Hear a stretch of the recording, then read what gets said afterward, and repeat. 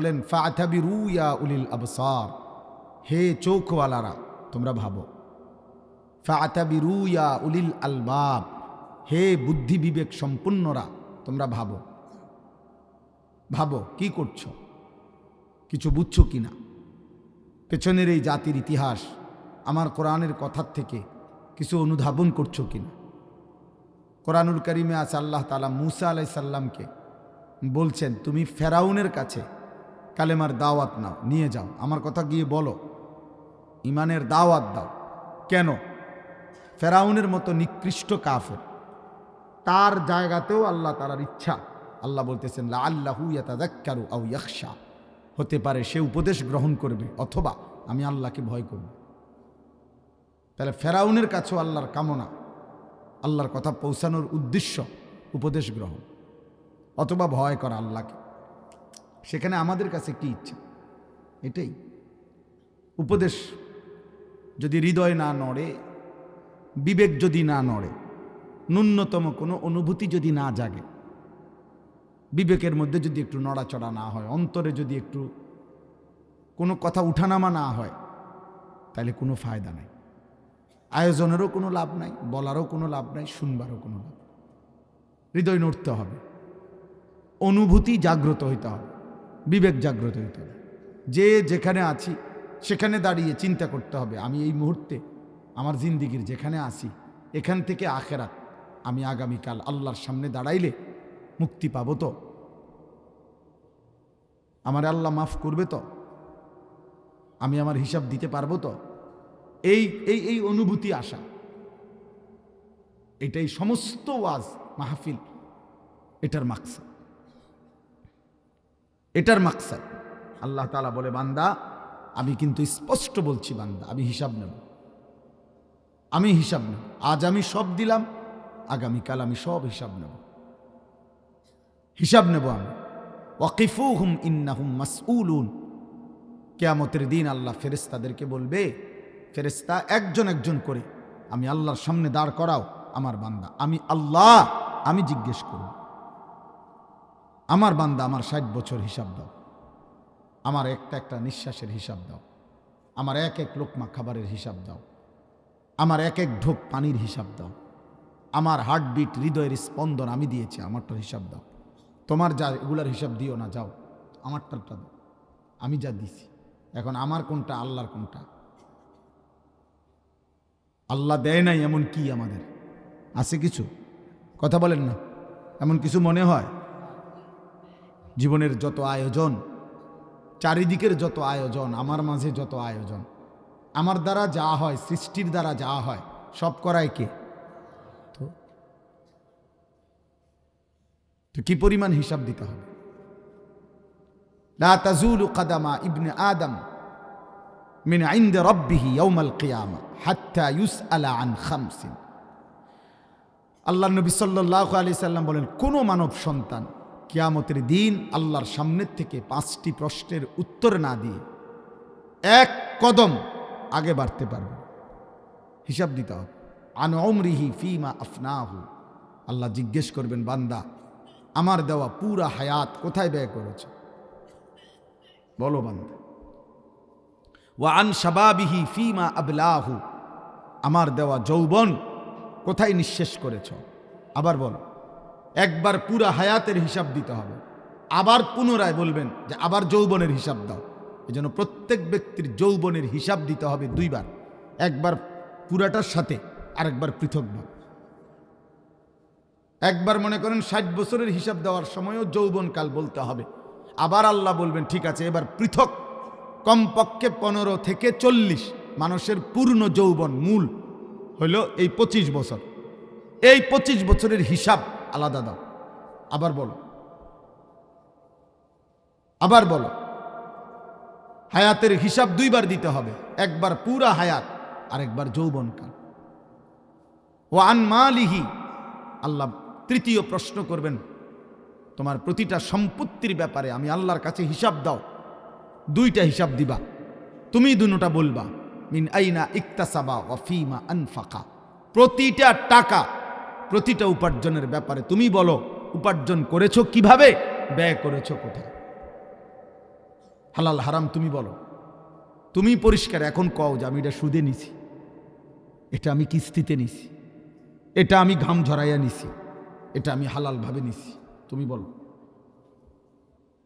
তোমাকেই বলতে হবে আজ হালাল কোনটা, হারাম কোনটা, সুদের টাকা কোনটা, কিস্তির টাকা কোনটা, 2 নম্বরই কোনটা, 6 নম্বরই কোনটা। ওজনে কম দিয়া কাস্টমারকে ঠকাইছো যে, এখন কও, তুমি কও, আজকে তুমি বলবা। খোদার কসম বলতে হবে। ইয়াউমা তুবলাস সারাইর, আল্লাহ বলেন বান্দা এই সৃষ্টির সমস্ত গোপন বিষয় সেদিন হাসরের ময়দানে আমি আল্লাহর পক্ষ থেকে খুলে দেওয়া হবে, খুলে দেওয়া হবে বান্দা, খুলে দেওয়া হবে। সেদিন সব মানুষ শুনবে এবং সবচেয়ে ভয়ানক কথা হলো, মনে রাখবেন, প্রত্যেক মানুষকে তার পরিচিত জনদের সাথেই উঠানো হবে। আমারে আপনারে সিন জাফানের মানুষের সাথে উঠাবে না। এই এখন যেমন চোখ চেনা চেনা, এ তখনও চোখ চেনা চেনা, এলোমেলো উঠাবে না। ইয়াউমাইদিন ইয়াসদুরুন নাসু আশতাতা লিয়ুরাউ আ'মালাহুম, আল্লাহ বলে সেদিন কিয়ামতের দিন ফেরেশতারা মানুষকে দলে দলে, গ্রুপে গ্রুপে টেনে নিয়ে আসবে, গ্রুপ গ্রুপ করে। অতএব এই মানুষগুলো শুনবে সেদিন, সবাই দেখবে, শুনবে, আল্লাহর সামনে বলবেন আপনি যে আল্লাহ আমার এই টাকাটা সুদের, আমার এই টাকাটা বাটপাড়ির, আমার এই টাকাটা ওই আমার ওই লোকটার ঠকাইয়া। আহা, সেদিন লজ্জায় আর অপমানে মাথাটা ছোট হয়ে যায়, ছোট হয়ে যায়। মিন আইনা ইকতাসাবা ওয়া ফীমা আনফাকা। 5 নাম্বার হলো ওয়া মাযা আলিমা ফীমা মাযা আমিলা ফীমা আলিমা। আমার কোরআন, আমার সুন্নাহ, যা কিছু তুমি শুনেছ তদনুযায়ী কি পরিমাণ আমল করেছ। তুমি বলো, তুমি কি শুনো নাই নামাজ 5 ওয়াক্ত? তো বান্দা বলবে হ্যাঁ। তো এবার বলো পড়ছো কতদূর? তুমি কি শুনো নাই যাকাত ফরজ? হ্যাঁ শুনেছি আল্লাহ। তো এবার বলো তুমি যাকাত কতটুকু আদায় করেছো? তুমি কি শুনছো হজ ফরজ? হ্যাঁ শুনেছি। তো এখন বলো হজ আদায় করছো কি? তুমি কি শুনেছো রোজা ফরজ? হ্যাঁ শুনেছি। তো এখন বলো তুমি কি শুনছো মিথ্যা বলা হারাম? হ্যাঁ শুনছি। এখন বলো কেন বলবো? তুমি কি শুনছিলা সুদ খাওয়া হারাম? হ্যাঁ শুনছি। তো এখন বলো কেন খাইলা? তুমি কি শুনছিলা চুরি করা হারাম? হ্যাঁ শুনছিলাম। তো এখন বলো তুমি কি শুনেছো জিনা করা হারাম? হ্যাঁ শুনেছি মাওলা। তো এখন বলো। সবচেয়ে ভয়ঙ্কর আরো কথা হলো কিয়ামতের দিন অস্বীকার করার মতো কোনো হিম্মত সাহস কারো হবে না। মানে আপনি নয়সে কইবেন, এখন যেরকম আমরা কৌশল করি, সত্যকে মিথ্যা বলি, মিথ্যাকে সত্য বলি, মহান আল্লাহর সামনে কিভাবে বলবেন? ফেরেশতা একটা টানা চটকনা দিবে, এক চট থাপ্পরের লগে উড়াই লেব 3000 মাইল দূরে। যে বেটা কার সামনে কথা বল, দাঁড়ো, কোথায় দাঁড়াইছো খবর আছে? আমরা তাফসীরের মধ্যে পড়ছি শুধু এই আয়াত, আহা ওয়াকিফুহুম ইন্নাহুম মাসউলুন। আল্লাহ বলবে আমার বান্দাকে ফেরেশতা আমার সামনে এনে দাঁড় করাও, আমি জিজ্ঞেস করব। এই কথাইটা, এই একটা আয়াত একজন বড় বুজুর্গ ছিলেন আলী ইবনুল ফুজাইল রাহমাতুল্লাহি আলাইহি, বহুত বড় আল্লাহওয়ালা ছিলেন। এই বুজুর্গ একদিন রাত গভীরে তাহাজ্জুদের নামাজে দাঁড়িয়ে এই আয়াতটা পড়তেছিলেন। হঠাৎ এই আয়াত পড়া অবস্থায় আখিরাতের ভয়, আল্লাহর সামনে দাঁড়ানোর ভয় ওনার কলিজার মধ্যে এমনভাবে উঠছে যে উনি আর আয়াত সামনে পড়তে পারে নাই। ওই অবস্থাতেই বেহুশ হয়েছেন, ওই অবস্থাতেই ইন্তেকাল করছে। ওই এক কথা ভাবছেন, কলিজা শুদ্ধা বেকরার হয়ে গেছেন যে হায় আমার মালিক জিজ্ঞেস করলে আমি কি বলবো। গভীর রাতে এটা ওনার মনে হয়েছে যে ইন্না লিল্লাহ, আমি কি বলবো আমার মালিকের সাথে, আমার জিন্দিগির হিসাব কেমনে দেব? বাপ আমার, ভাই আমার, বন্ধু আমার, নওজোয়ান সাথী আমার, কোনোভাবেই মাহফিল যেন কোনো বক্তার পরিচিতি, সুখ্যাতি, সুনাম, হুঙ্কার, ঝংকার এর জন্য না হয়, এর জন্য না হয়। কোনো ব্যক্তির পরিচিতির জন্য না, এটা কোনো শোডাউন, কোনো প্রদর্শনী, কোনো নির্বাচনী প্রচারণা, এটা নয়। শুধুই আখিরাত, শুধুই আখিরাত, শতভাগ আখিরাত, শতভাগ আখিরাত। বলা, শোনা, ইন্তজাম করা, বারবার চেষ্টা করা উচিত যে শুধুই আখিরাত, আর কোনো ফিকির নেই, আর কোনো ফিকির নেই। এজন্য আমার বাপ, আমি এটা প্রথম বলব, পরিবর্তন মাকসাদ। আর পরিবর্তন করে কে? আল্লাহ। কোনো ব্যক্তির চেষ্টায়, কোনো ব্যক্তির সিদ্ধান্তে, কোনো ব্যক্তির ভালোবাসায় মানুষের পরিবর্তন হবে না। ব্যক্তি বলতে পারবে, কিন্তু পরিবর্তন মূলত করে কে? কোরআন শরীফের আয়াত শুনেন, একেবারে পরিষ্কার কোরআনের আয়াত। হযরত নূহ আলাইহিস সালাম 950 বছর মানুষকে আল্লাহর দিকে ডাকছেন। কোরআনে আছে, উনি বারবার এই কথা বলতেন, ওয়ালা ইয়ানফাউকুম নুসহি ইন আরাদতু লাকুম ইন আরাদতু আন আনসাহা লাকুম। হে আমার জাতি, আমি যতই তোমাদেরকে উপদেশ দিতে চাই, আমার নসিহত তোমাদের কোনো উপকারে আসবে না।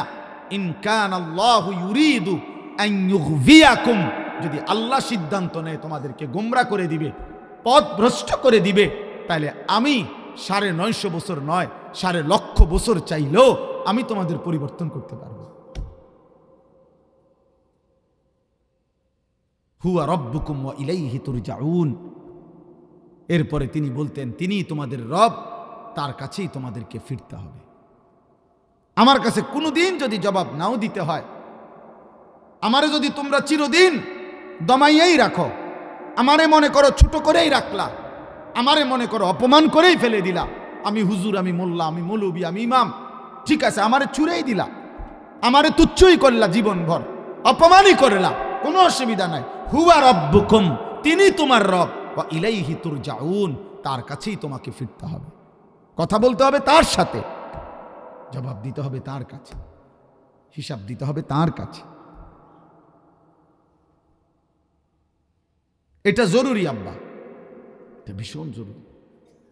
আত্ম উপলব্ধি চাই, নিজের ভিতরে এই বিবেক চাই, এই অনুভূতি দরকার, এই অনুভূতি দরকার। এখন দাঁড়িয়ে আপনি বলেন, আজ আমি যা করছি এতে আখিরাত টিকবে তো?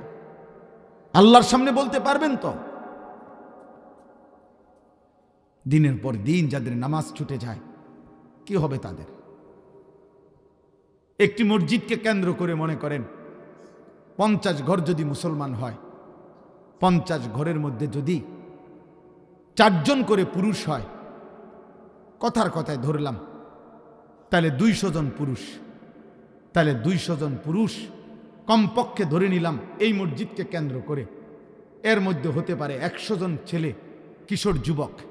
এখন ফজরের নামাজ, খোদার 365 দিনে ফজরের নামাজে উপস্থিতি কত? তো এই মহল্লার এই 100 যুবক ফজরের নামাজ পড়বে কোন বছর থেকে? আপনাদের মসজিদ যে বছর 6 তালা শেষ হইব ওই বছর থেকে নাকি? মসজিদ আরও করেন, এটা আরও বাড়ান, মসজিদ 6 তালা করেন, এগুলো পুরান হয়ে গেছে, টাইলস এই মডেল চলে না, বদলান, আরও ডিজাইনেবল করেন। হ্যাঁ করেন তো, অসুবিধা কি? কিন্তু মুসল্লি, মহল্লাবাসী নামাজ পড়বে কোন বছর? আপনি মরার পরে, আমি মরার পরে। যে ঘর, যে পরিবার, যে ব্যক্তি, যে সমাজ, যারা মুসলিম পরিচয়ধারী ফজরের নামাজ পড়ে না, দিনের পর দিন, খোদার কসম, আল্লাহর নবী বলছে তারা মুনাফিক, মুনাফিক, মুনাফিক বেটা, মুনাফিক বেটা, মুনাফিক। মুসলমান পরিচয় দিয়া তুমি যদি ময়নামতি বাজারেও মাইকিং করো, তারপরেও তুমি মুনাফিক।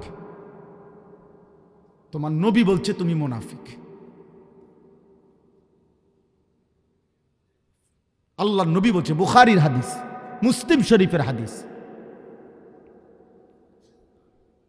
তাহলে বলেন পরিবর্তন মাকসাদ, এই জন্য বললাম। হযরত শুআইব আলাইহিস সালামের কথা কোরআনে আছে। হযরত শুআইব নবী দিবানিশি মানুষকে আল্লাহর দিকে ডাকতেন আর বলতেন ওমা উরিদু আন উখালিফাকুম ইলা মা আনহাকুম আনহু ইন উরিদু ইল্লাল ইসলাহা মাস্তাতাতু। হে আমার জাতি, প্রতিদিন আমি তোমাদেরকে যা বলছি আল্লাহর কথা, শরীয়তের কথা, আখিরাতের কথা, হে আমার জাতি, এর ব্যতিক্রম করা, এর উল্টা পথে চলা আমি নিজের জন্য আমার নিজে কোনোভাবে আমি এটা পছন্দ করি না, বরং আমিও চাই তোমাদেরকে আমি যা বলছি তা আমিও পালন করতে চাই, আমিও মানতে চাই। তোমাদেরকে যেমন 5 ওয়াক্ত বলছি আমার জন্য 5 ওয়াক্ত, তোমাদেরকে যেমন হারাম ছাড়তে বলছি আমার জন্য হারাম ছাড়তে হবে, তোমাদেরকে যেমন আল্লাহর গোলামি করতে বলছি আমাকেও আল্লাহর গোলামি করতে হবে। বাকি তোমাদেরকে তাইলে কেন বলছি? জাতি, আমি শুধু আমার সাধ্য দিয়ে তোমাদের পরিবর্তন চাচ্ছি। ইন উরিদু ইল্লাল ইসলাহ, আমার সাধ্যটুকু দিয়ে তোমাদের সংশোধন চাচ্ছি, সংশোধন চাচ্ছি। কেউ নিজেকে চালাক মনে করেন না, আমিও না, আপনিও না। দুনিয়া কামাই করার বুদ্ধি সবার কাছে আছে। ভাত মাছ চাল ডাল টাইলস এগুলো সবাই চিনে আব্বা, খুব আশ্চর্য কিছু না। শুধু শুধু আত্ম অহমিকায় ভুগবেন না। বাড়ি করছেন, বিল্ডিং করছেন, সোফা আছে, খাট লাগাইছেন, টাইলস লাগাইছেন, এটি কোনো আশ্চর্য কিছু না। এটি চেনে না বা বোঝে না এমন কোনো বদিল্লাও নাই, এমন কোনো মূর্খ নেই। মূর্খ একবারে গণ্ড মূর্খ এগুলা চেনে। দুনিয়া একটা ফালতু জিনিস, এটা সবাই বোঝে। এত ফালতু জিনিসের জন্য এত দামি হায়াত পুরা শেষ করে ফেলতে হবে, এটা বোকামি ছাড়া আর কিছু না। এত বোকামি ছাড়া কিছু না। আখিরাত দরকার, পরিবর্তন চাই। আর পরিবর্তন এটাই মূল মাকসাদ। এই জুমার বয়ান মাকসাদ আখিরাত। মসজিদের ইমাম সাহেব বলুক আর আমি বলি, আর বাংলাদেশের শ্রেষ্ঠ বক্তা না পৃথিবীর শ্রেষ্ঠ বক্তা বলুক, ফিকির একটাই, আখিরাত। বলেন কি? সবাই বলেন, বলেন বলেন। জোয়ান ভাই আপনারা বলেন। দোস্ত এই শব্দ মুখস্থ করেন। আখিরাত ভুলে গেলে জীবনের অর্থ থাকে না আব্বা। মুসলমান হওয়ার পরে যার অনুভূতিতে চলতে ফিরতে 24 ঘন্টায়, 100 ঘন্টায়, 1 সপ্তাহে, 3 দিনে, 1 দিনে, 10 দিনে, আহারে আব্বা, একবারও যার আখিরাত মনে পড়ে না, রবের সাথে যার সুতা ছিঁড়ে গেছে, মালিকের সাথে যার বাঁধন ছিঁড়ে গেছে, সে আর মানুষ থাকে না। পরে মানুষ বলে না, জীবন যার কাছে একটাই অর্থ যে আমার যা চাহিদা তা পূরণ হলেই চলবে, হালাল না হারাম, জায়েজ না না জায়েজ, উচিত না অনুচিত, আমি এত কিছু বুঝি না, আমার চাহিদা পূরণ হলেই চলবে, এটা যার জীবনের অর্থ, আল্লাহর কসম তাকে মানুষ বলে না, জানোয়ার বলে। এটা জানোয়ারের ধর্ম, এটা কোরআনে আছে। এটা পশুর ধর্ম, চতুষ্পদ জন্তুর ধর্ম এটা, যে সে বুঝে তার চাহিদা পুরো। এই জন্য জানোয়ারের কোনো হালাল হারাম নাই, পাক না ফাক নাই, হালাল হারাম নাই, জায়েজ না জায়েজ। আমার চাহিদা পূরণ হলেই চলবে। আমি নারী দেখব, সোজা কথা, এখন আমার লজ্জাস্থানের চাহিদা।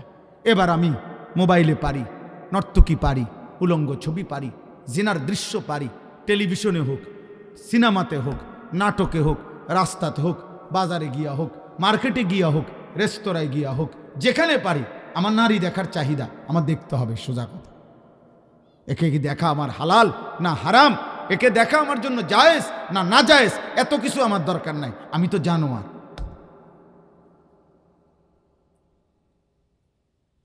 আমি তো ইনসান না। ইনসান হলে না আমি পার্থক্য বুঝতাম।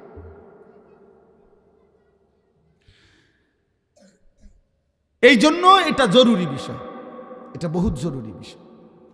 জীবন, আবারও বললাম, জীবনের অর্থ যার কাছে চাহিদা পূরণ। 12 লাখ টাকা দরকার, আমার টাকা দরকার 12 লাখ, সোজা কথা। অতএব আমার এটা লাগবে, অতএব 6 লাখ টাকা জমি বেচে নিলাম, 6 লাখ টাকা সুদে কিস্তিতে নিলাম, আমার টাকা মিল হয়েছে। বলে ভাই একটা তো হালাল একটা তো হারাম, আরে তো সব কানে হুজুররা বেজাল করে চলেন থেকে প্রত্যেক কিছুতে নাক গলান মিয়া। আপনারা তো কথা জিজ্ঞাসের দরকার, আমার চাহিদা পূরণ হলো আমার মাকসাদ। এই স্বভাব জানোয়ারের স্বভাব, চতুষ্পদ জন্তুর স্বভাব। ইনসান তাকে বলে যে বোঝে, যার উপলব্ধি আছে। আকলে তাম মানুষ বলে তাকে, যাকে আল্লাহ তাআলা পূর্ণ আকলে তাম দিয়েছেন, পূর্ণ আকল দিয়েছেন, পূর্ণ বুদ্ধি, পূর্ণ বিবেচনা বোধ দিয়েছেন। প্রত্যেক প্রাণীকে, প্রত্যেক সৃষ্টিকেই আল্লাহ তাআলা প্রয়োজন পরিমাণ কিছু না কিছু আকল দিয়েছেন, কিন্তু সর্বাধিক পূর্ণ আকল আল্লাহ দিয়েছেন কাকে? মানুষকে।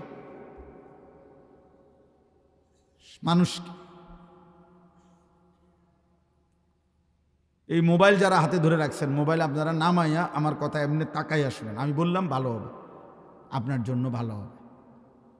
কাউরে দেখানোর জন্য পরে ইডি থুইয়া দেন, হেবাটার দরকার হলে হেবাটা পরে শুনুন, নাহলে উনি আইসে না।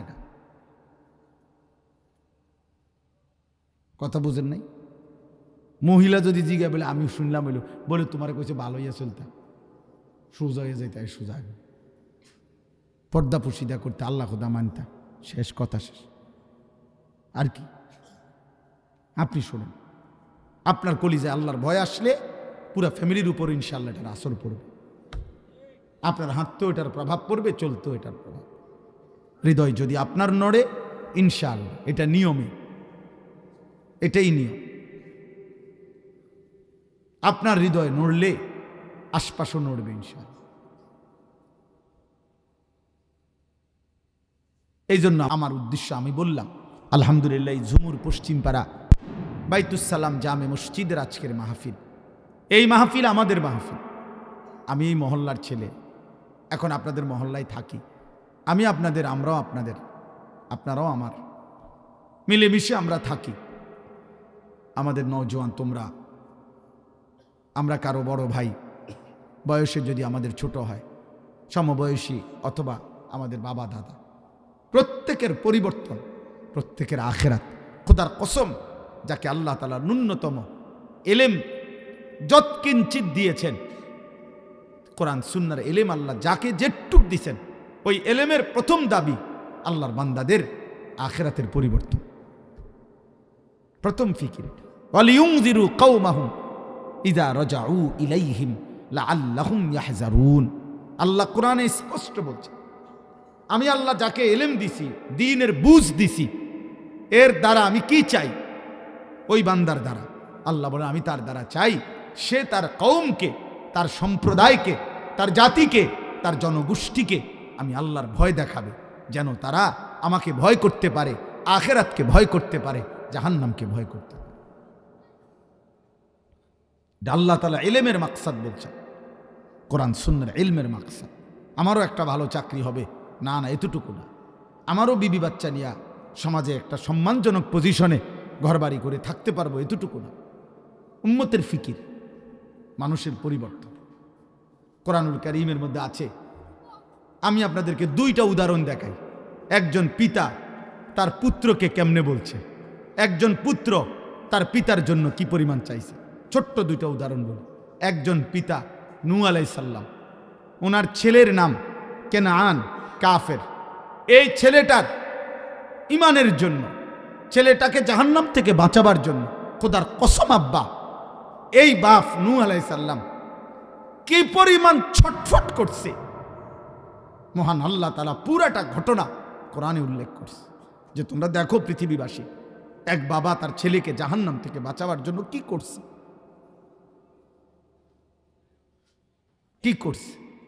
950 বছর পরে যখন তুফান শুরু হয়েছে, 950 বছর ধরে আল্লাহর কথা বলতে বলতে ক্লান্ত এক নবী নূহ আলাইহিস সালাম, 950 বছর কানতে কানতে উম্মতের জন্য চোখের পানি যার শেষ, এমন এক নবী নূহ আলাইহিস সালাম।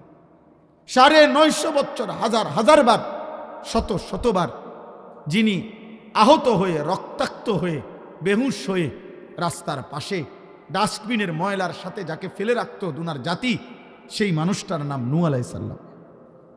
950 বছরে রক্ত মাখা দেহ, বেহুশ, মুছে প্রতিবার নিজের কওমের জন্য হেদায়েত কামনা করছেন যেই নবী, তিনি নূহ আলাইহিস সালাম। 950 বছর আব্বা, 1-2 দিন না, খামখেয়ালি কথা না। এই 950 বছর পরেও আল্লাহ যখন বলে দিছে আর লাগবে না, আর কাউকে তুমি বলো না, কোরআন শরীফে স্পষ্ট আছে। আল্লাহ বলছেন আর বলবে না। আল্লাহ বলছে নূহ এবার নৌকা বানাও, আমি তুফান দেব, তুমি আর কাউকে বলো না। ফালা তাবতাইস, আর মন খারাপ করো না, যা হইছে হইছে, এবার আমি আল্লাহ তাআলার আযাব আসবে। তো তখন বাকি কওমের ব্যাপারে ওনাকে আল্লাহ নিষেধ করে দিছে, আর কারো ইমানের ব্যাপারে তুমি কোনো চেষ্টা করবা না, তোমার কাজ শেষ, আমি আল্লাহ আযাব দেব, শুধু তোমার অনুগত লোকগুলোকে নিয়ে তুমি নৌকায় উঠো।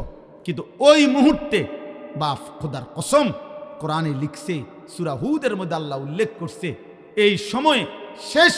আল্লাহ তো বলছে আর বলবা না, তবুও তিনি ওনার শেষ এই ছেলে কেনান, যে ছেলেটা ঈমান আনে নাই, যে ছেলেটা কালেমা পড়ে নাই, ওনার চোখের সামনে উনি দেখতেছে, বাহিরে এখনো দাঁড়িয়ে আছে, উনি তখনও তাকে ডাকছে, ইয়া বুনাইয়ার কাম মা'না ওয়ালা তাকুম মা'আল কাফিরিন।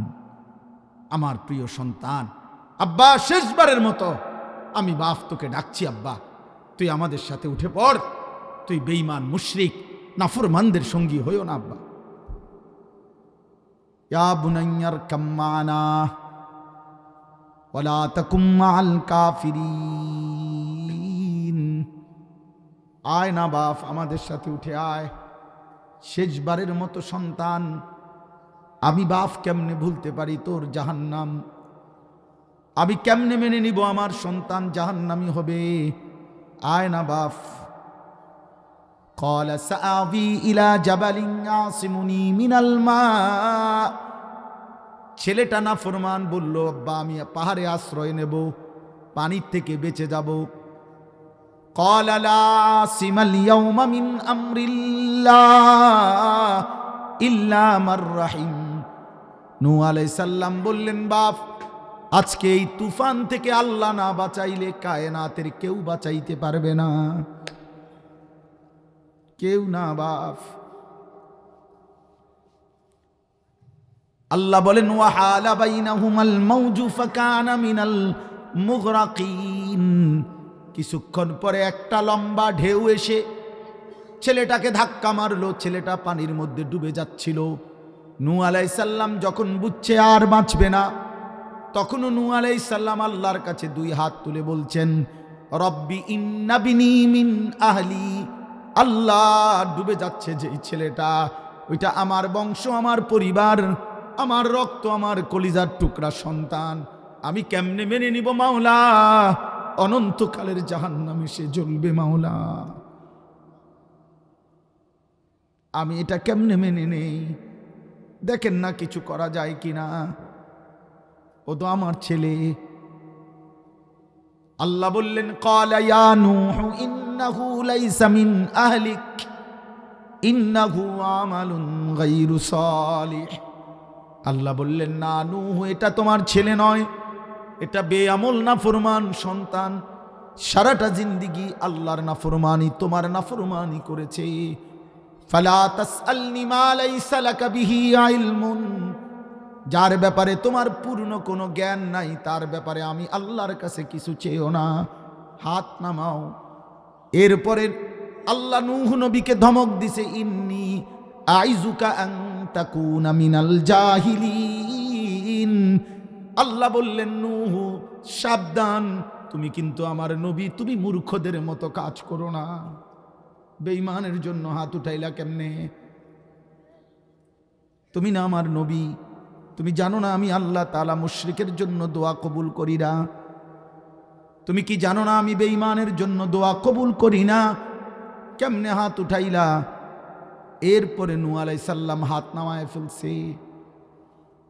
নূহ আলাইহিস সালাম বলছেন, আল্লাহ আমার বেখেয়াল হয়ে গেছে, আল্লাহ সন্তানের ভালোবাসায় সন্তানের জাহান্নামের আগুনে জ্বলবে এই ভয়ে মাওলা, এই অস্থিরতায় দুনিয়ার জন্য তো না। সন্তান আমার খানায় কষ্ট পাবে, বাড়িতে কষ্ট পাবে, এর জন্য না মাওলা। ছেলেটা আমার জাহান্নামের আগুনে জ্বলবে, এই অস্থিরতায় আমি ভুলে গেছিলাম, আমি হাত তুলে ফেলছি, আপনি আমারে মাফ করে দেন। ওয়া ইল্লা তাগফিরলি ওয়া তারহামনি আকুম মিনাল খাসিরিন। নূহ আলাইহিস সালাম বললেন, আল্লাহ ভুল হয়ে গেছে, মাফ করে দেন। আপনি মাফ না করলে আমি নবী হয়েও ক্ষতিগ্রস্তদের অন্তর্ভুক্ত হয়ে যাব। হ্যাঁ, এক বাবার মূল ফিকির এটা। আপনারা বুঝলেন না? আপনারা বুঝলেন বাড়ি, বিল্ডিং, দালান, ঘর বাড়ি, বাজার, সদাই, বিয়ে শাদী না রে আব্বা, ওটা তো ও করতে পারবে, এতিম বাচ্চাও তো এগুলা করতে পারে। জন্মসূত্রে যে বাপ হারাইছে সেও তো দুনিয়া সাজাই নিতে পারে। জন্মের পরে যে বাবাকে দেখে নাই সেও তো দুনিয়া সাজাই নিতে পারে, বিয়ে করতে পারে, বিল্ডিং করতে পারে, চাকরি করতে পারে। এই হলো এক বাবা তার পুত্রের জন্য জাহান্নাম থেকে বাঁচাইতে কি ফিকির করছে। এবার শুনেন, হযরত ইব্রাহিম আলাইহিস সালাম, আমরা নাম জানি কি না বলেন না? উনি হলেন পুত্র, এবার উনার আব্বা এবার ফুত কি করে বাপের লাগা দেখেন। এতক্ষণ তো কইলাম বাপ করছে কার জন্য? ছেলের জন্য। এখন ফুতে কি কয় বাপের জন্য। ইব্রাহিম আলাইহিস সালাম ওনার আব্বাকে জাহান্নামের আগুন থেকে বাঁচাইবার জন্য কি পরিমাণ কথা বলছে, এই মূর্তি পূজা থেকে বাঁচাইবার জন্য আজরকে কোরআনে আল্লাহ সেটা উল্লেখ করছে, সেটা উল্লেখ করছে। এ আপনি শুনেন ইব্রাহিম আলাইহিস সালাম কি বলে, ইয়া আবাতি লিমা তা'বুদু মা লা ইয়াসমাউ ওয়া লা ইউবসিরু ওয়া লা ইউগনি আনকা শাইআ। ইব্রাহিম ছেলে তার বাবা আজরকে বুঝাচ্ছে, আব্বা, হে আমার বাবা। ইয়া আবাতি, এটা হলো হৃদয়ের সবচেয়ে বেশি ভালোবাসা দিয়ে আব্বাকে ডাক দেয় আরবিতে। হে প্রিয় আব্বা, হে কলিজার টুকরা বাপ আমার, হে পরম শ্রদ্ধেয় বাপ আমার, আপনি কোন মূর্তির পূজা করেন? মা লা ইয়াসমাউ, যে কিছুই শোনে না, ওয়ালা ইউবসিরু, যে কিছুই দেখে না, ওয়ালা ইউগনি আনকা শাইআ, যে এক বিন্দু কোনো উপকার কারো করতে পারে না। এটা কি? একবার কইল, আবার বলতেছে পরের আয়াত, ইয়া আবাতি قد جاءني من العلم ما لم يأتك فاتبعني أهدك صراطا سويا। আবার বলতেছে, হে আমার আব্বা, একই শব্দ, হে প্রিয় আব্বা, আমার কাছে আল্লাহ আসমানি এমন এলেম দিছে, আখিরাতের এলেম, যেটা আপনার কাছে নাই আব্বা। আপনি আমার কথাটা মেনে নেন, আমি আপনাকে সরল সঠিক জান্নাতের রাস্তা দেখায় দেব। আবার বলতেছে, ইয়া আবাতি লা তা'বুদিশ শাইতান ইন্নাশ শাইতানা কানা লির-রাহমানি আসিয়া। হে আমার আব্বা, কলিজার টুকরা বাপ আমার, কোনোভাবেই আব্বা শয়তানের গোলামি করবেন না, শয়তানের গোলামি কইরেন না রে বাপ। কেন? নিশ্চয়ই শয়তান আমার আল্লাহর প্রতি প্রচন্ড পরিমাণ অবাধ্যতা পোষণকারী।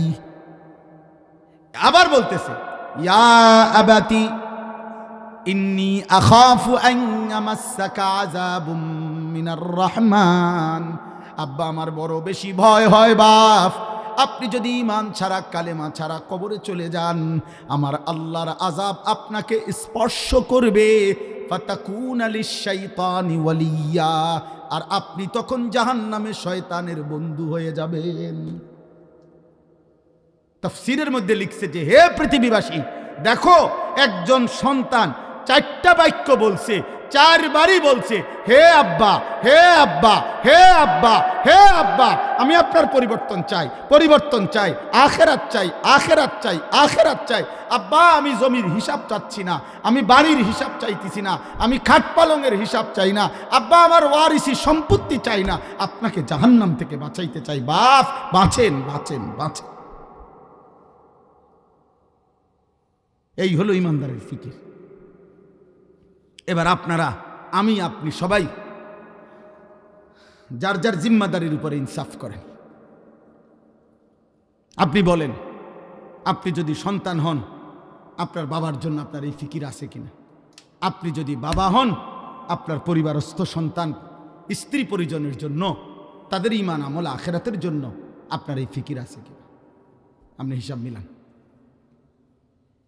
আর যদি বলেন মক্কার কাফের কুরাইশদের মতো যে হুজুর, কোরআন শরীফে আছে সমস্ত অবিশ্বাসী মুশরিক বেঈমানদের একটা বড় আপত্তি ছিল, তারা আখিরাতের ব্যাপারে সন্দেহ পোষণ করত। এই জন্য নবীজিকে আখিরাতের ব্যাপারে ভিন্ন ভিন্ন পাল্টা যুক্তি দেখাইত, তারা সন্দেহ করত। এটাও যদি আপনাদের কারো থাকে তো সেটা বলেন, যে না হুজুর বলেন তো ঠিক আছে, কিন্তু আমার তো মনে হয় না আখিরাত হবে। এমন কি মনে হয় এখানে? দোস্ত নওজোয়ান ভাই, তোমরা বলো ভাই, এমন মনে হয়? এখানে এবার দেখেন, আমার আয়াতগুলো দেখেন, এই আয়াতগুলোর মধ্যে এই কথাটাই আছে। আল্লাহ তাআলা বলতেছেন 21 নম্বর পারা কোরআনুল করিমের 32 নম্বর সূরা, সূরাটার নাম সূরায়ে সেজদা।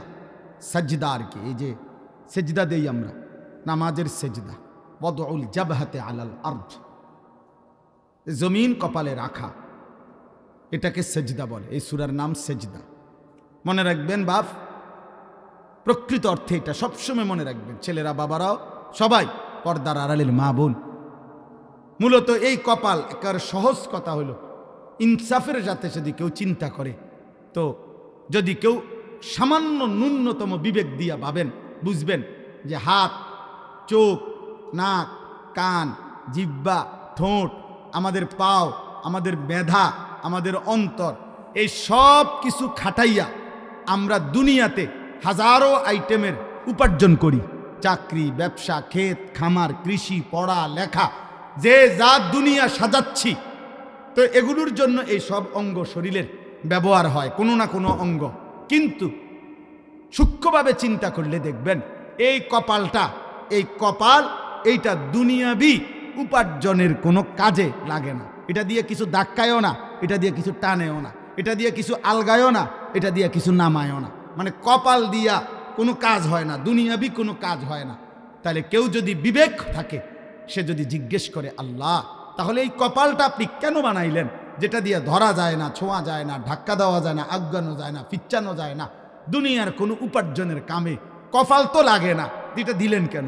খোদার কসম, আরশ আজিমের মালিক আল্লাহ বলবে, বান্দা আমি আল্লাহ সারা দেহের অঙ্গ তোমার উপার্জনের জন্য যদিও দিছি, কপাল শুধুই আমাকে সেজদার জন্য দিছি। আমি চেয়েছিলাম কপালটা শুধু আমারই দিন,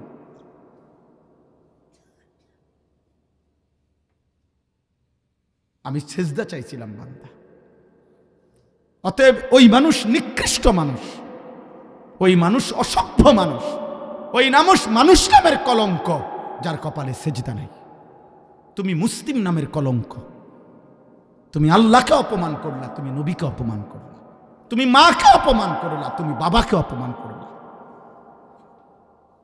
যে নামাজ পড়ে না, যে সেজদা দেয়, ওই বদনসিব। এজন্য কপাল মন্দ কার? সেজদা নাই যার। বলেন কপাল মন্দ কার? হ্যাঁ হ্যাঁ হ্যাঁ, কসম আল্লাহ, মূলত ওই ব্যক্তির কপাল মন্দ যেই ব্যক্তির কপালে সেজদা নাই। নাই তো ব্যবসায় লস খাওয়া, টাকা মাইর খাওয়া, পয়সা হারাইয়া যাওয়া, আপনার 2-4 লাখ টাকা ধরা খাইয়া যাওয়া, এইটা কপালের দোষ না। আপনি কইলেন আমার কপাল খারাপ, কি হইছে? আমি একের জায়গা 2 লাখ টাকা মাইর খাইছে, আপনি ব্যাক কল দেখে মাইর খাইছেন, আপনি কপালে কিচ্ছু হয়েছে না। আপনার বুদ্ধি কমের কারণে, আপনি সিটারের খপ্পরে পড়ছেন, আপনি বাটফারের লগে ব্যবসা করছেন, ইত্যাদি ইত্যাদি হইতে পারে। তাহলে এইটার কারণ, প্রত্যেক মানুষের দুনিয়াবি আর্থিক কোনো লসের কারণ কপাল খারাপ এই জন্য না, তোর বুদ্ধি কম, অথবা লোক মন্দ পড়ে বইছে, মাল 2 নম্বর পড়ে গেছে, এটা তো হলো এটার সমস্যা। কপালের কি সমস্যা? কপাল খারাপ তার, সেজদা নাই যার। এজন্য সেজদাবিহীন যুবক, সেজদাবিহীন কিশোর, সেজদাবিহীন মুসলমান, সেজদাবিহীন নারী, তুমি মন্দ কপাল, দুর্ভাগা, বদনসিব, বদনসিব, বদনসিব, তোর কপাল নাই, তোর কোনো কপাল নাই। মূলত ভাতে খাও, তুমি পয়সাই কামাই করো, তুমি ঘুম যাইবা আর পেশাব করবা আর দুনিয়া ভোগ করবা। এতটুকু দুনিয়া জানোয়ারও ভোগ করে, দুনিয়া জানোয়ারও ভোগ করে, শুধু দুনিয়া জানোয়ারও ভোগ করে, দুনিয়ার প্রয়োজন জানোয়ারেরও পূরণ হয়। অতএব এটা জরুরি।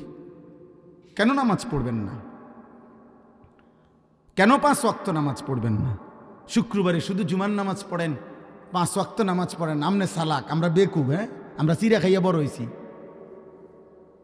আমনে ভাত খাইয়া বড় হয়েছেন, আমরা বেককল। শুক্রবারে শুধু 2 রাকাত নামাজ দিলে পড়িলে 1 সপ্তাহের নামাজ হয়ে যায়। আপনি এত সহজ কথাটা বুঝা লাইলেন, আমরা বুঝলাম না কেন? ওটা এই বলেন না কেন? কোন বাটপারে বলছে এটা বলেন?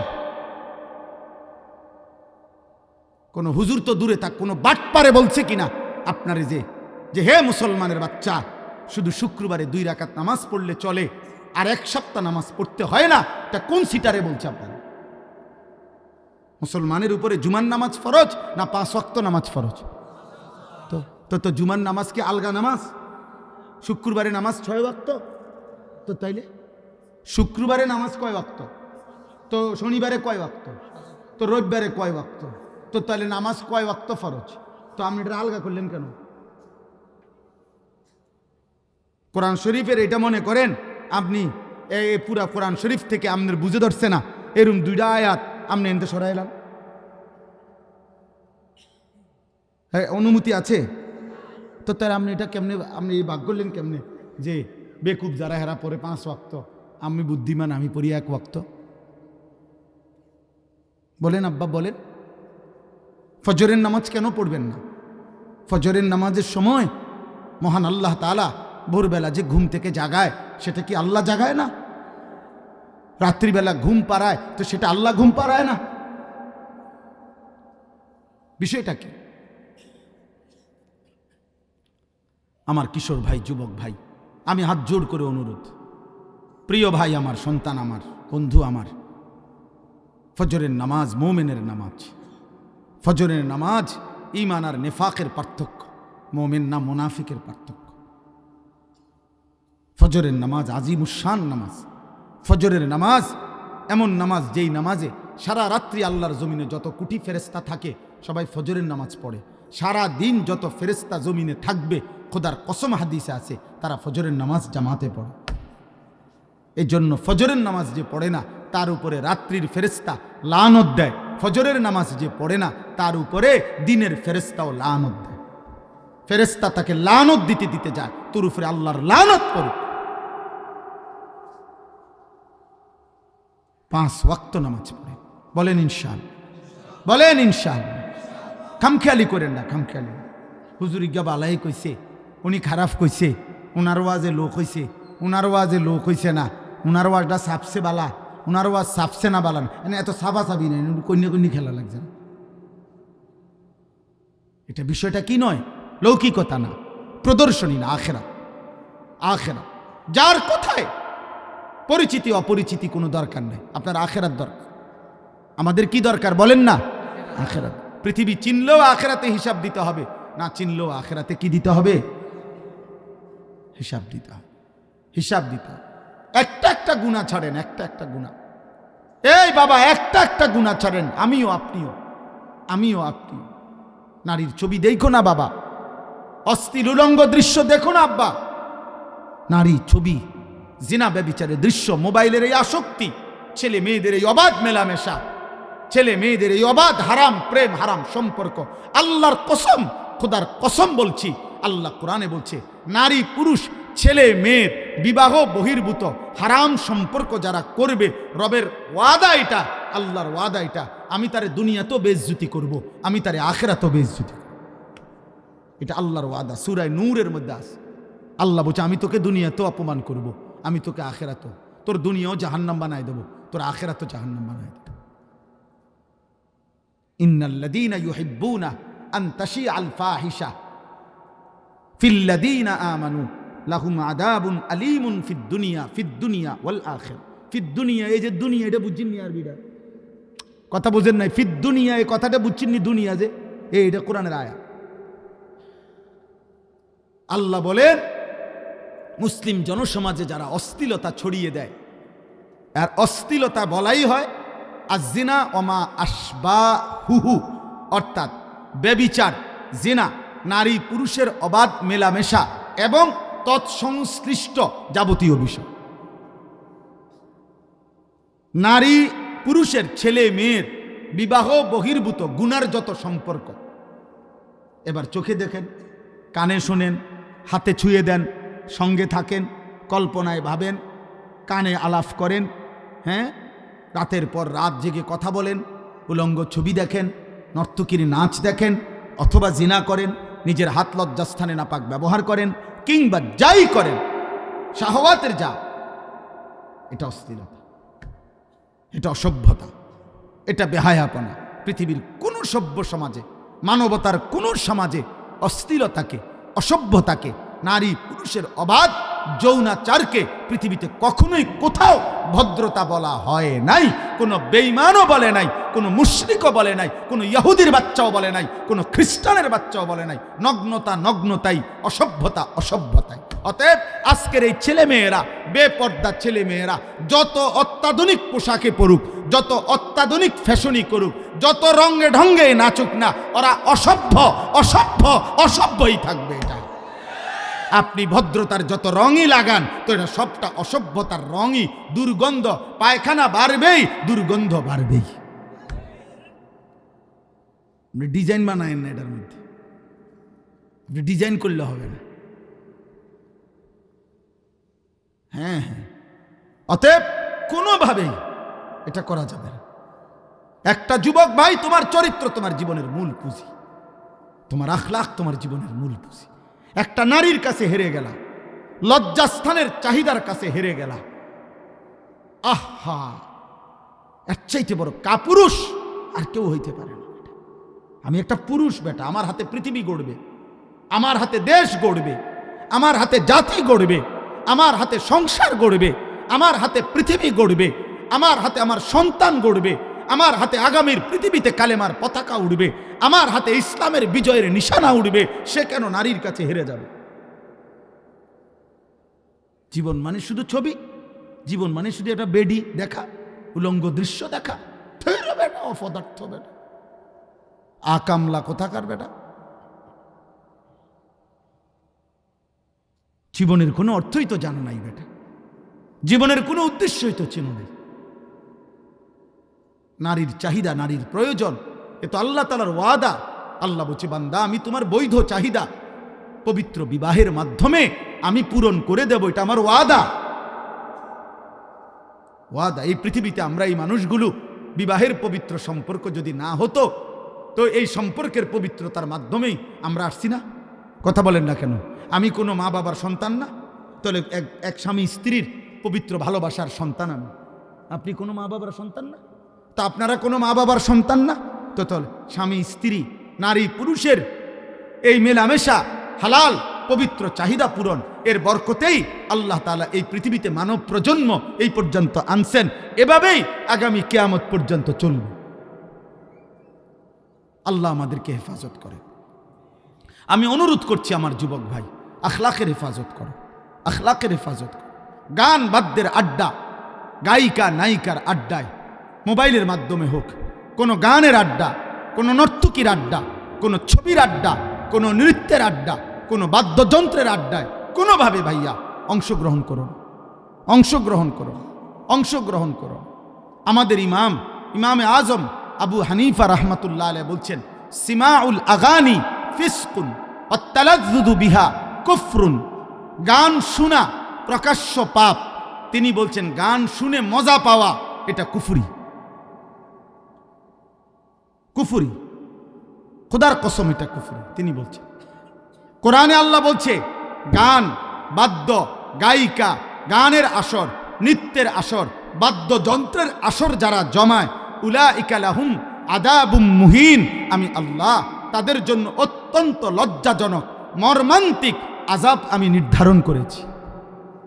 এজন্য ধর্মের নামে, এজন্য ভক্তির নামে, মাজারের নামে, ব্যক্তির নামে, আউলিয়ার নামে, পীরের নামে, মুর্শিদের নামে, অধর্মের নামে, সিনেমার নামে, নাটকের নামে, নায়ক নায়িকার প্রেমের নামে, ভালোবাসার নামে, যেই কোনো নামেই বাদ্যযন্ত্র বাজাইলে, গান গাইলে, ভক্তিমূলক হোক আর অভক্তিমূলক, হারাম, এটা হারাম, এটা হারাম, এটা হারাম। যেখানে টুং টুং টুং টুং করে সেখানেই ইবলিস বাঁশি বাজায়। কোরআন শরীফে আছে, ওয়াস্তাফজিজ মানিস্তাতা'তা মিনহুম বিসাউতিক। বাদ্যযন্ত্র বাজলেই আল্লাহ বলছে এটা শয়তানের আওয়াজ, এটা শয়তানের আওয়াজ। আপনি এটা মারফতি কোন আর যে ফতি কোন,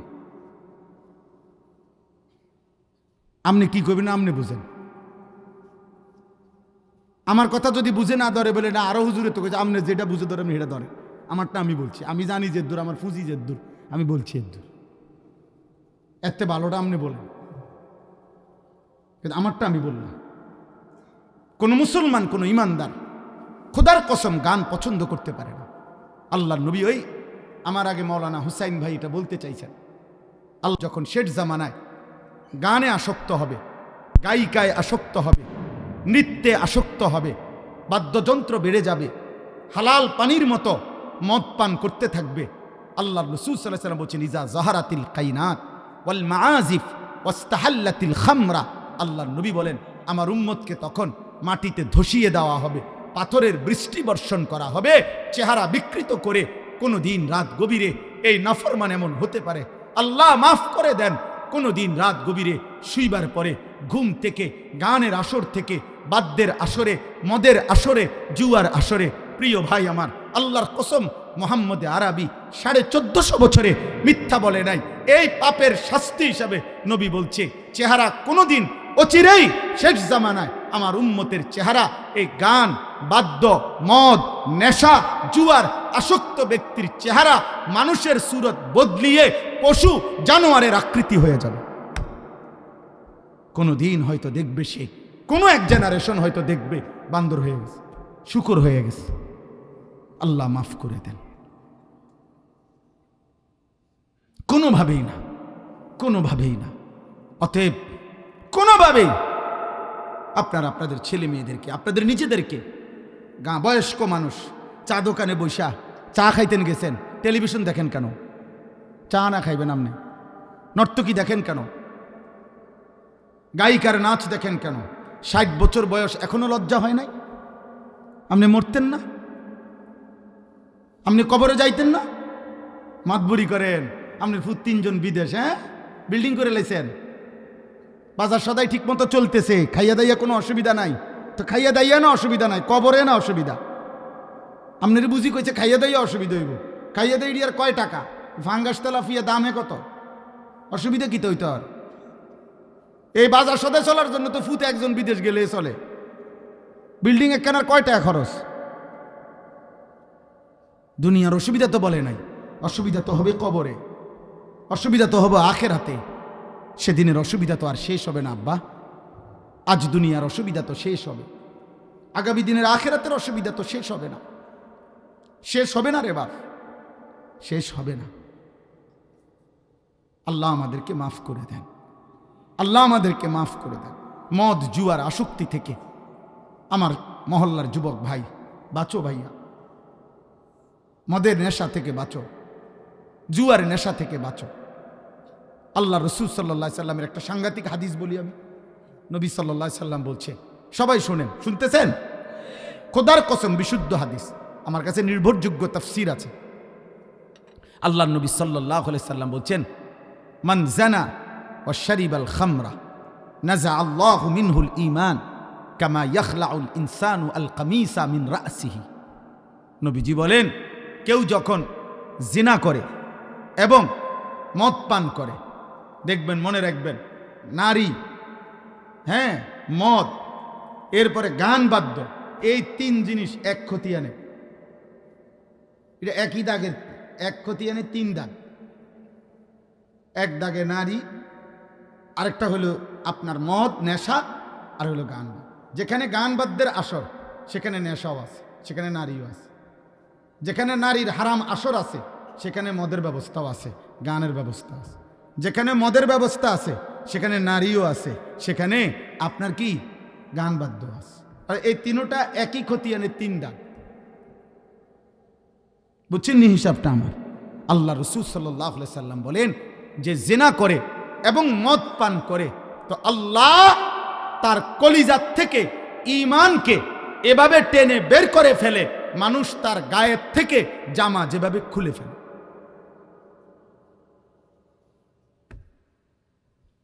মানুষ তার দেহ থেকে জামা যেমন খুলে ফেলে, খোদার কসম নবী বলছে আল্লাহ তার কলিজা থেকে ঈমান এভাবে বের করে ফেলে। আর যদি ওই অবস্থায় মৃত্যু হয় তো তোমার মৃত্যু কি হবে তুমি কবরে গেলে বুঝবা, তুমি হাসরে গেলে বুঝবা।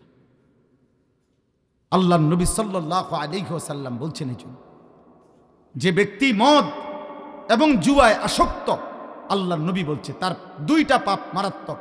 মদে আসক্ত ব্যক্তি, জুয়া খেলে যারা, জুয়া মোবাইলে জুয়া হোক, বাহিরে জুয়া হোক, অথবা এই বেট বাজি ধইরা বিভিন্ন রকম খেলে, কোথায় জুয়া এখানে ধরে, খেলে ওইখানে আপনার, অর্থাৎ কেউ ফুটবল খেলে, কেউ ক্রিকেট খেলে, খেলে বেঈমানে, আর এখানে মুসলমানের নাফরমান সে জুয়া ধরে, বেট ধরে, আর বাজি ধরে।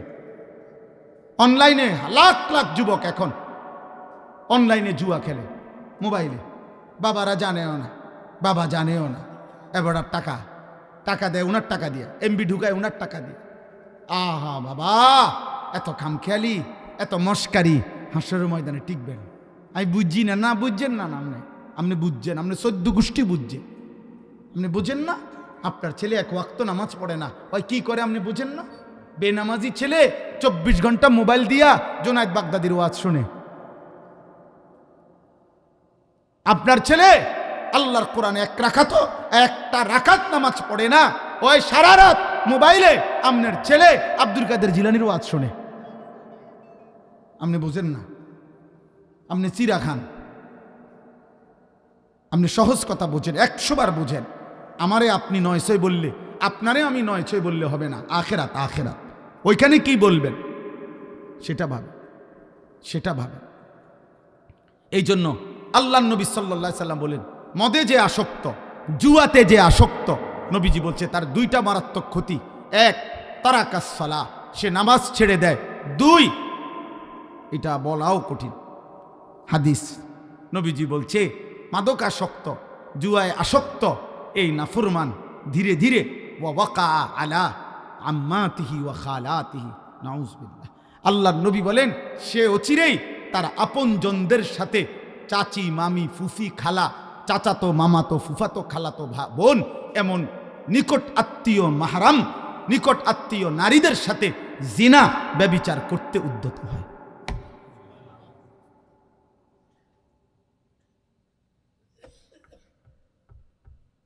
কি বুঝলেন?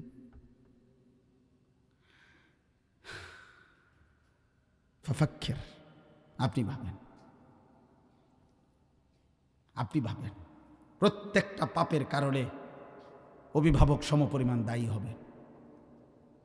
এই জন্য যে যা পারেন দুনিয়াতেই ভাত তরকারি বেশি করে খাইয়া যান। মন না চাইলেও আরো 2 ভাত লন, মন না চাইলেও আরো 2 টুকরা গোস্ত লন।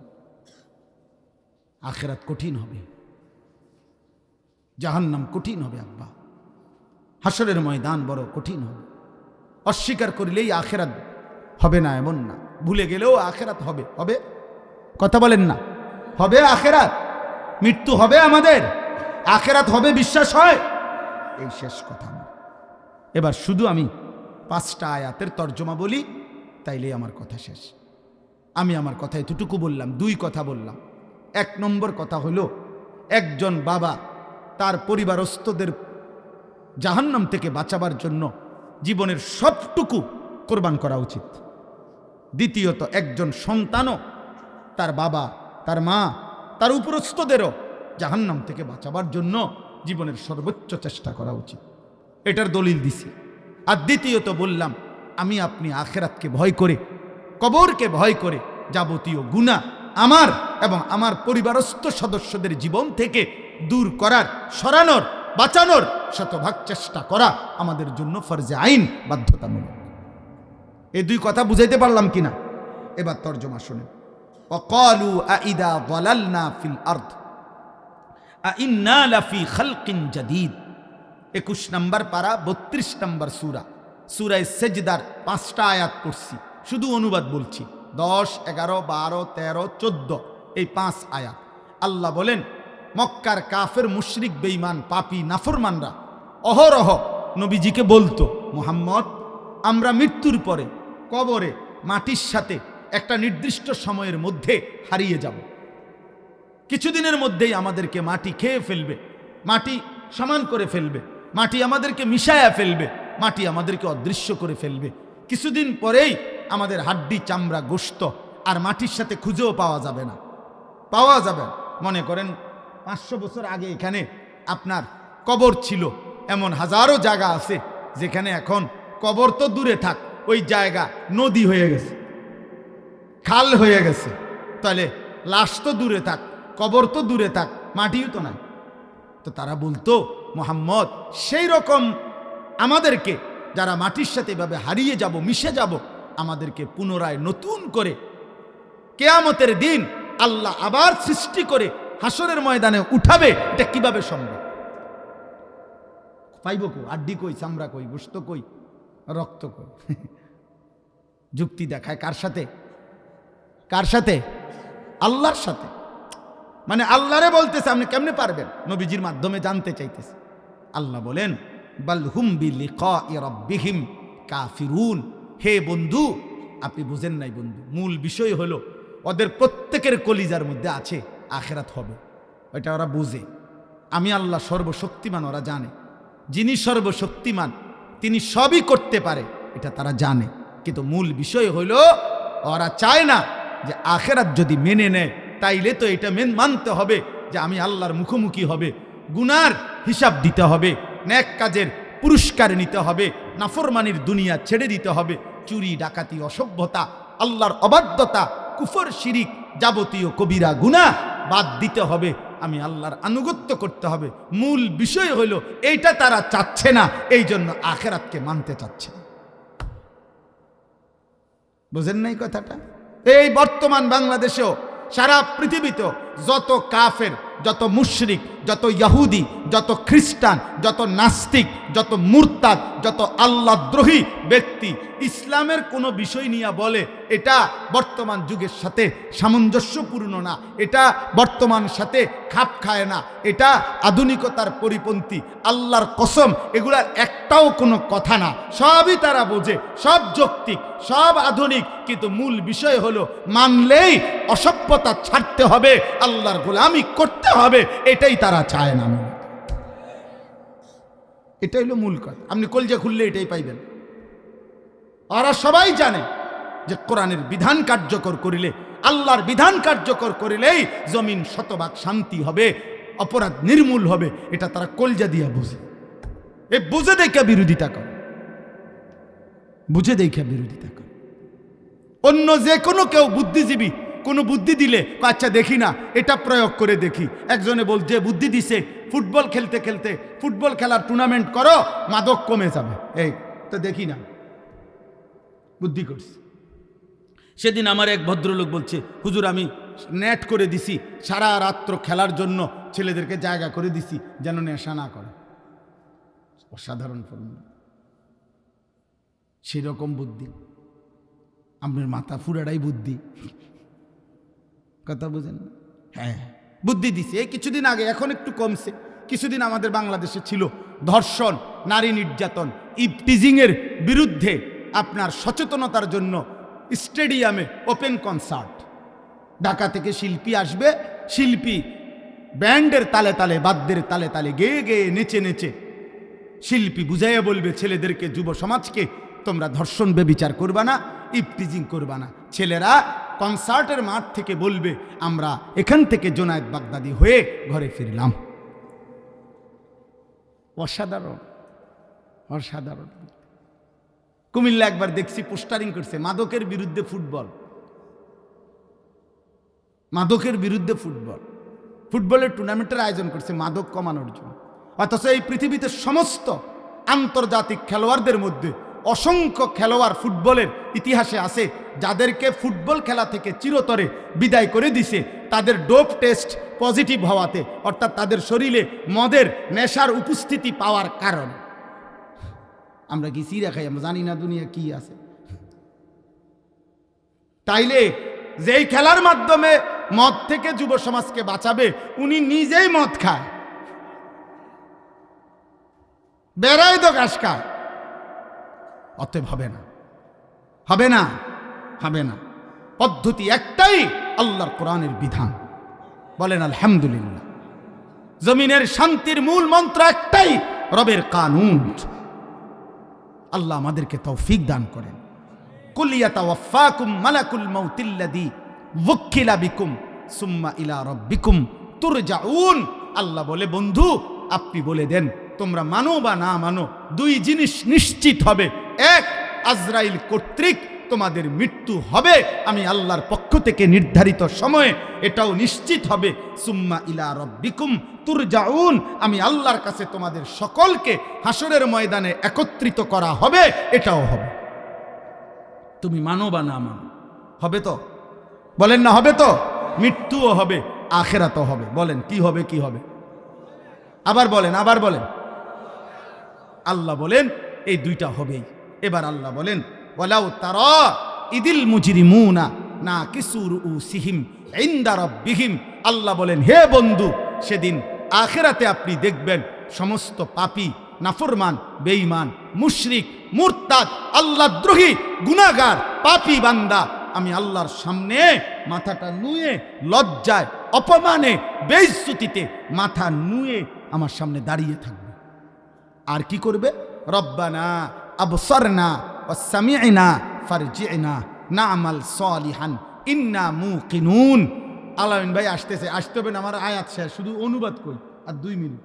আপনি আসেন, দ্রুত আসেন। জি, রব্বানা আবসারনা।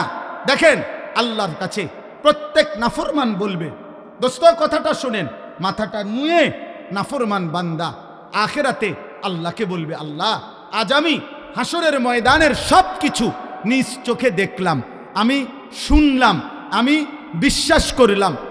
ফারজি'না না'মাল সালিহান। এবার নাফরমানের আলাফটা শোনেন, হে কয় কি?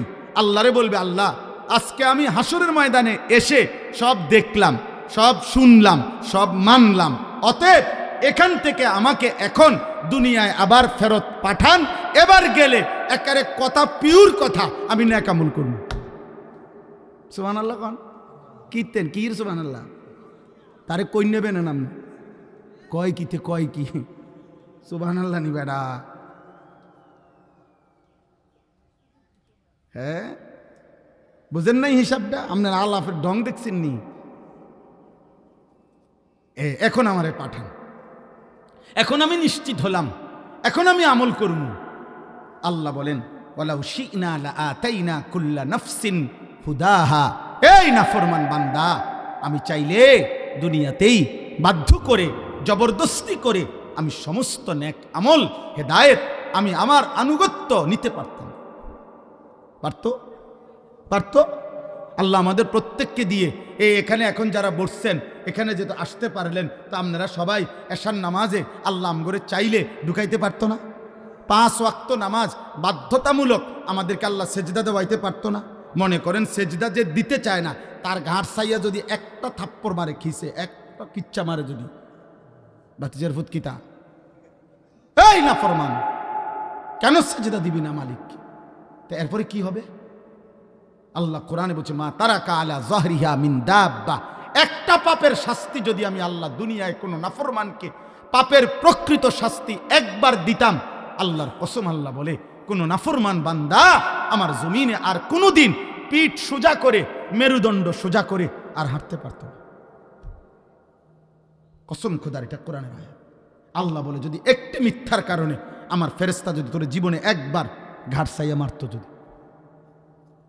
তাহলে বান্দা তুমি আর কোনোদিন মেরুদণ্ড ভেঙে যাইতা। আমি শুধু দয়া করে ছেড়ে দিছি বান্দা। আল্লাহ বলে, আমি চাইলে পারতাম, ওয়ালাকিন হাক্কাল কওলু মিন্নী লাআমলা আন্না জাহান্নামা মিনাল জিন্নাতি ওয়ান নাসি আজমাইন। আল্লাহ বলেন, অতএব আজ আমার চূড়ান্ত সিদ্ধান্ত, আজ আমার ফয়সালা, আজ আমি হাসরের ময়দানে মাফ করব না বান্দা, আজ আমি বিচার করব। বিচার আজ আমি বিচার করব। আজ আমি তোর মতো নাফরমান মানুষ এবং জিন দিয়ে আমার জাহান্নাম পূর্ণ করব। আজ আর দুনিয়ায় যাবা না, আজ জাহান্নামে যাবা। ফাযুকু বিমা নাসিতুম লিকা ইয়াউমিকুম হাদা ইন্না নাসিনাকুম। আল্লাহ বলেন, হে আমার নাফরমান বান্দা, দুনিয়ায় থাকতে তুমি আখিরাত ভুলে গিয়েছিলে, আজ আখিরাতে আমি আল্লাহ তোমাকে ভুলে গেলাম। যাও, অযুকু আযাবাল খুলদি বিমা কুনতুম তা'মালুন, সারা জীবনের নাফরমানির বিনিময়ে অনন্তকালের জাহান্নামের আযাব ভোগ করতে থাকো। তোমার পাপের শাস্তি তুমি ভোগ করো। নাউযুবিল্লাহ, বলেন নাউযুবিল্লাহ। আমার বাপ, আমি আপনাদের কাছে অনুরোধ করছি, এটুকুই আমার কথা। চলেন আমরা সিদ্ধান্ত নিই, আমরা আল্লাহকে রাজি করব। বলেন ইনশাআল্লাহ। যুবক ভাই বলো ইনশাআল্লাহ, নওজোয়ান ভাই বলো না ইনশাআল্লাহ। 5 ওয়াক্ত নামাজ পড়ো দোস্ত, তোমার জন্য তুমি পড়ো, তোমার জন্য তুমি পড়ো, তোমার ভালোর জন্য পড়ো। কোনো নাফরমান পাপীকে প্রিয় ভাই পৃথিবী মনে রাখে না, পৃথিবী সম্মানের সাথে উচ্চারণ করে না, পৃথিবীতে তার নাম স্মরণীয় হয় না। ফেরাউনের নাম পৃথিবীর কেউ কুত্তার নামও রাখে না, নমরুদের নাম পৃথিবীতে কেউ কুত্তার নামও রাখে না, আবু জাহেলের নাম পৃথিবীতে কেউ কুত্তার নামও রাখে না, আবু লাহাবের নাম পৃথিবীতে কেউ কুত্তার নামও রাখে না। এই জন্য নাফরমান কোনোদিন পৃথিবীতে প্রিয় হয়ে স্মরণ হয় না, তার নাম স্মরণীয় হয় না। যদি কেউ উচ্চারণ করে তো সে ঘৃণা ভরে করে, ঘৃণা ভরে করে। এজন্য আমরা প্রত্যেকেই আজকের এই মোবারক মাহফিলে নিজেদের আখিরাতের ফিকিরে 5 ওয়াক্ত নামাজ পড়ব ইনশাআল্লাহ।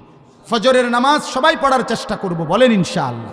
যাবতীয় মদ, জুয়া, গান, বাদ্য, জিনা, ব্যভিচার, অশ্লীলতা থেকে বাঁচার আমি আপনি সকলেই চেষ্টা করব ইনশাআল্লাহ। আমাদের জন্য দোয়া করেন। আপনাদের কাছে আমার এবার আর 5টা মিনিট, একের ঘড়ি ধরা। প্রিয় ভাই মাওলানা বয়ান করবেন, আপনাদের কাছে 5 মিনিট সময়, একেবারে ঘনা, আমার দেরি হয়ে গেছে। আমি আরো আগে ছেড়ে দেওয়ার কথা ছিল, কিন্তু আপনাদের এই উপস্থিতির মহব্বত দেখে আমি আসলে বলছি।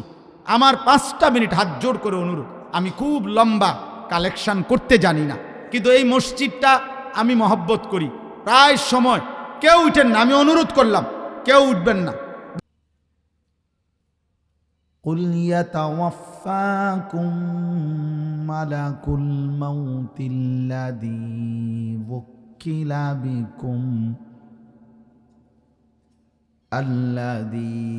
وكل بكم ثم إلى ربكم ترجعون ولو ترى إذ المجرمون ناكسوا رؤوسهم عند ربهم ربنا أبصرنا وسمعنا فارجعنا نعمل صالحا إنا موقنون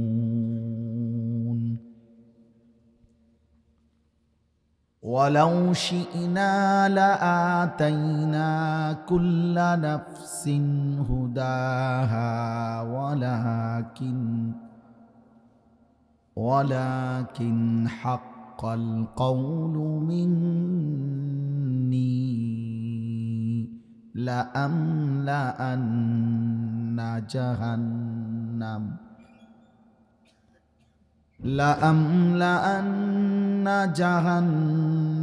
من الجنة والناس أجمعين فذوقوا بما نسيتم لقاء يومكم هذا إنا نسيناكم وذوقوا عذاب الخلد بما كنتم تعملون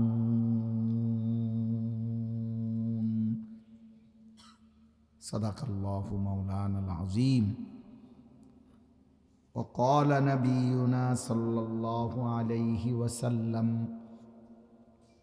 أكثروا ذكر هادم اللذات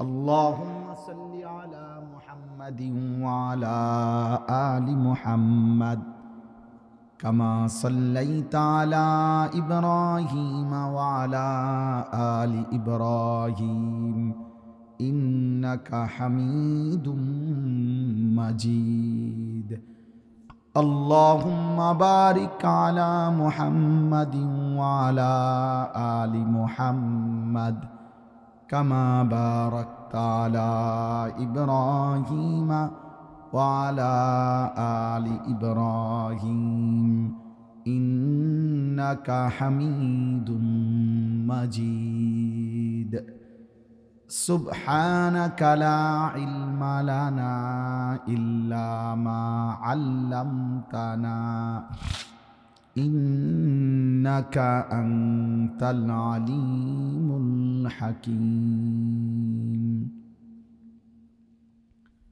আলহামদুলিল্লাহ আল্লাহ পাক রব্বুল ইজ্জত জুল জালাল ওয়াল ইকরামের ফজল কারাম রব্বুল আলামিনের অপরিসীম ইহসান মেহেরবানি দয়া আল্লাহ তাআলা আমাদেরকে আজ 10 ডিসেম্বর 2025 রোজ বুধবার কুমিল্লা ক্যান্টনমেন্ট ময়নামতি ঝুমুর পশ্চিমপাড়া বাইতুস সালাম জামে মসজিদের উদ্যোগে আজকের এই মোতাবাররাক 23তম তাফসিরুল কোরআন মাহফিলে আল্লাহ তাআলা আমাদেরকে আসবার বসবার আল্লাহর জন্যই জমা হওয়ার তৌফিক দান করেছেন আলহামদুলিল্লাহ। সবার কাছে আমার বিনীত অনুরোধ, প্রত্যেকেই নিজেদের হাতে ধরা মোবাইলে কোনো রকম ব্যস্ততা না রেখে আল্লাহর জন্য, নিজের জন্য, নিজের ভালো, নিজের কল্যাণের জন্য প্রত্যেকেই আল্লাহর কথার দিকে, কোরআন সুন্নাহর এই কথাগুলোর দিকে শতভাগ মনোযোগী হন। বাস্তবতা হলো আপনার আমার ভিতরে শতভাগ মনোযোগ না হইলে পরিবর্তন হবে না। কোরআনুল কারীমের মূল মাকসাদ জিন্দেগির পরিবর্তন, ইসলামের মূল মাকসাদ জীবনের পরিবর্তন, জীবনটা বদলানো, জীবনটা পাল্টানো। যদি জীবনের কোনো পরিবর্তন না হয় তাহলে কোনো বক্তা ভালো বলল, সুর দিল, টান দিল, চিৎকার দিল, হুঙ্কার দিল, এতে কিচ্ছু আসে যায় না। শ্রোতা বেশি হইল কম হইল এতে কিচ্ছু আসে যায় না। মূল বিষয় হলো পরিবর্তন, মূল মাকসাদ। লাআল্লাকুম তাযাক্কারুন। আল্লাহ তাআলা বলেন, আমি কোরআনের আয়াতগুলো কেন নাজিল করলাম? লাআল্লাকুম তাযাক্কারুন, যেন তোমরা উপদেশ গ্রহণ করতে পারো। আল্লাহ বলেন, আমি নিজে তোমাদের সামনে ওয়াজ করলাম, ইয়াইজুকুম, আমি আল্লাহই তোমাদের কাছে ওয়াজ করছি। কেন? লাআল্লাকুম তাযাক্কারুন, যেন তোমরা উপদেশ গ্রহণ করতে পারো। আল্লাহ বলেন, বিভিন্ন জাতির ঘটনা আমি আল্লাহ তাআলা কোরআনে কেন উল্লেখ করলাম? কেন? ইবরাতুল্লি উলিল আলবাব, বুদ্ধিমান বিবেকবানদের জন্য যেন সেটা উপদেশ হয়। এজন্য নূহের ঘটনা, লূত আলাইহিস সালামের ঘটনা, ফেরাউন নমরুদের ঘটনা, অনুগত অবাধ্য ব্যক্তি জাতির ঘটনা কেন উল্লেখ করলেন? যেন ইবরত, উপদেশ হয়। আল্লাহ তাআলা বলেন, বন্ধু আপনি পূর্ববর্তী অনুগত বা অবাধ্য জাতির ঘটনা বলি, আপনি বলেন আমার বান্দাদের কাছে। কেন? লাআল্লাহুম ইয়াতাফাক্কারুন, যেন তারা ফিকির করে, ভাবে যে অনুগতের পরিণতি কি হলো, অবাধ্যের পরিণতি কি হলো, আমার জন্য উচিত কি, যেন ভাবে। আল্লাহ তাআলা